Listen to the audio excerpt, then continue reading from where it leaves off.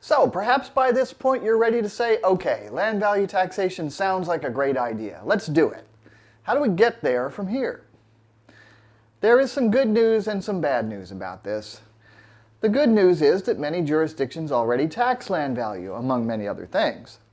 That means it would be possible to shift the existing property tax system in the direction of the Georgist Remedy. As Henry George wrote, we already take some rent in taxation. We have only to change our modes of taxation to take it all. And what's the bad news? That, alas, is a bit complicated. Let me briefly run it down for you. To begin with, the real property tax was a much bigger source of revenue in Henry George's day than it is now. The federal income tax had not begun. Sales taxes were not widely used. The main sources of government revenue in 1879 were property taxes and import tariffs. Since then, however, broad-based tax policy has won the day. Every possible source of revenue is tapped, and the share of land rent and public revenue has dwindled. At the federal level, the personal income tax is by far the greatest revenue source. Sales taxes tend to dominate at the state level, though many states also have significant income taxes. Property taxes are a significant source of local revenue. But property taxes have become very unpopular. In general, people loathe all taxes and don't analyze the differences between them, but property taxes are administered locally, so they can be most effectively protested. The point for us to remember right now is that part of the real property tax falls on land value. It's possible to start shifting the existing system toward the Georgist Remedy. Here's a simple illustration of how it can work. Here are 4 lots that have the same land value, but different levels of improvement. The hodgepodge development pattern shown here is only too typical of today's economy. A property tax rate of 3% is applied to the total real estate value.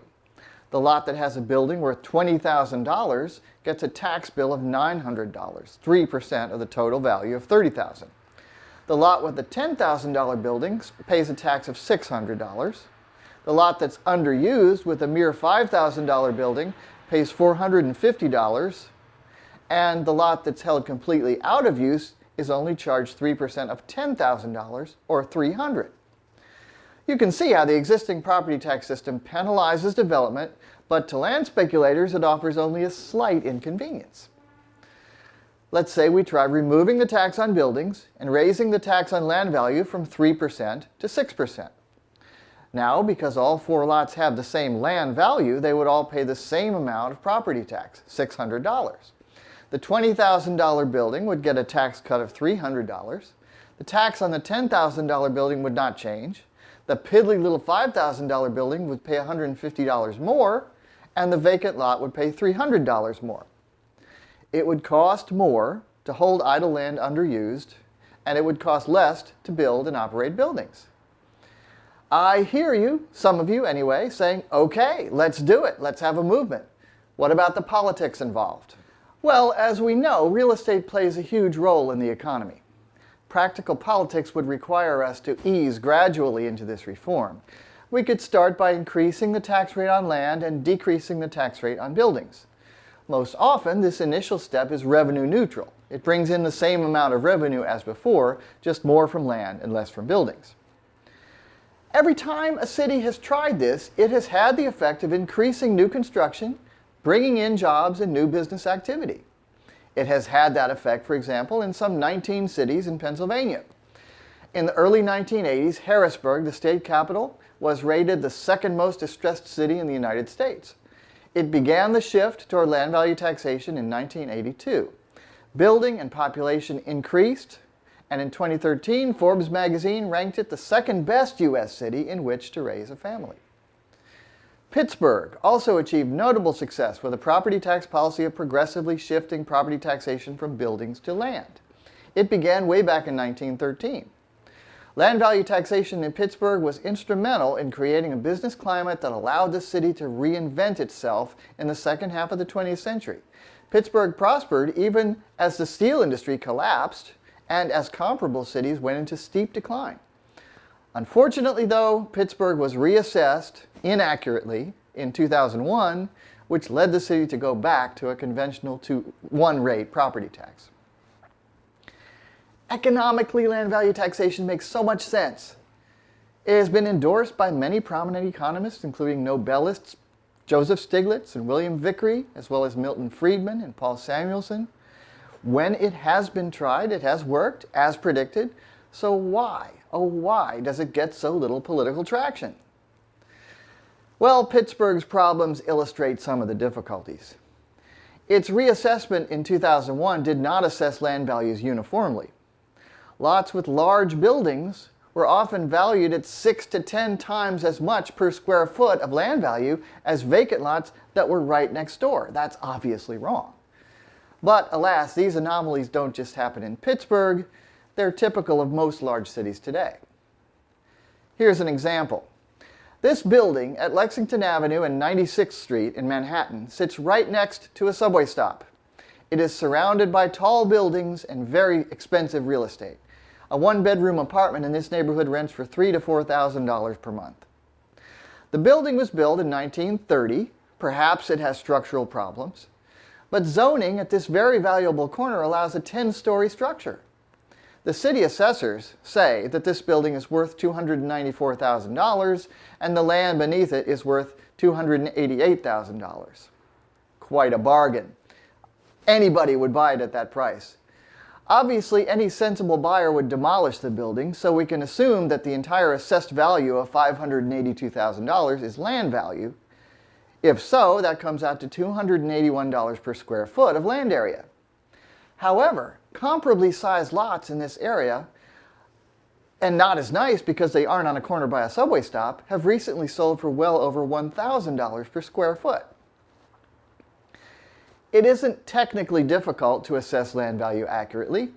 Real estate appraisers do it all the time. It's simply a matter of where the land is and what amenities it gets from the surrounding community.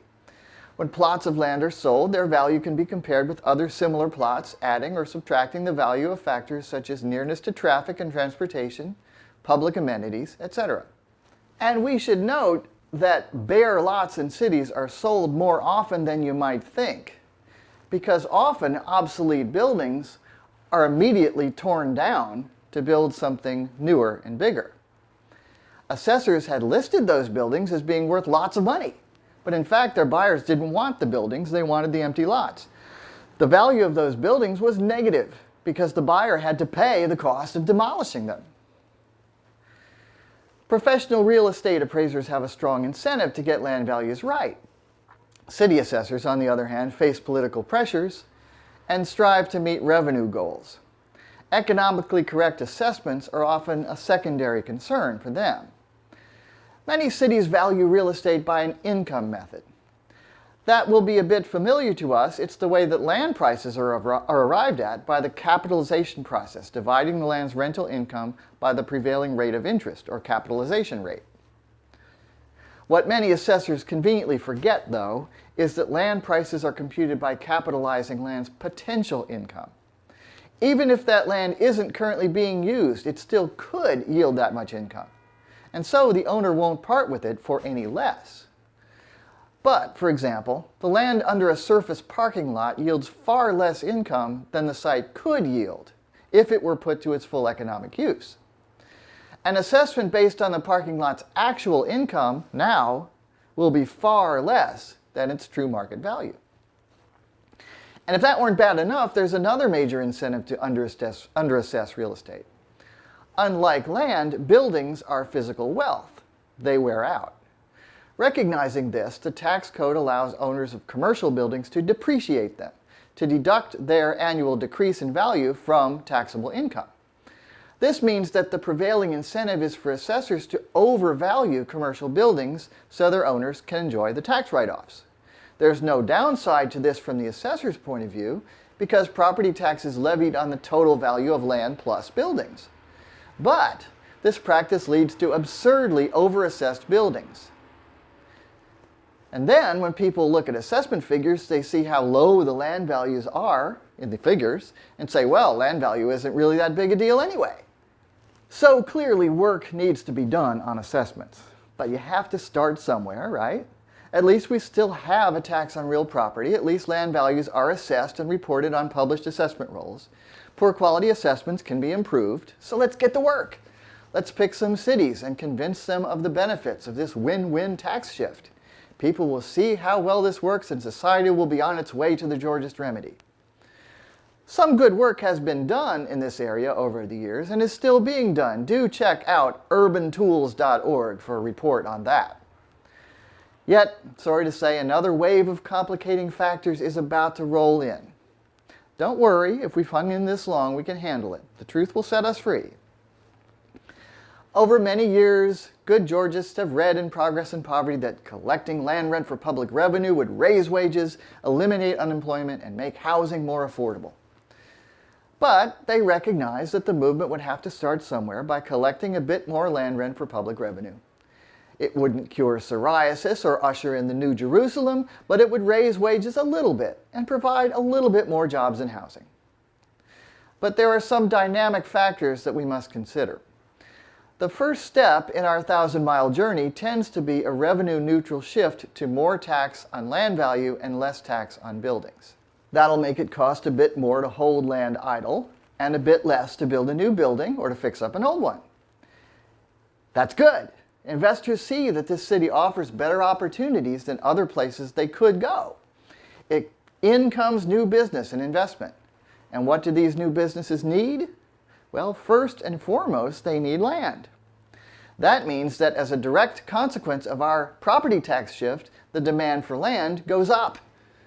And if the increase in land values is greater than the increase in the land value tax, land prices will also go up. Landowners will see this coming. It would make sense for them to hold off on development expecting to cash in on that increase. So it's likely that a gradual shift in the direction of land value taxation will make land speculation more profitable in the short term. And if that happened, it would create a built-in incentive for real estate owners to lobby for removing the land value tax, so speculators could cash in on the increased land values that it has brought about. In effect, that's what happened in Pittsburgh. What then is to be done?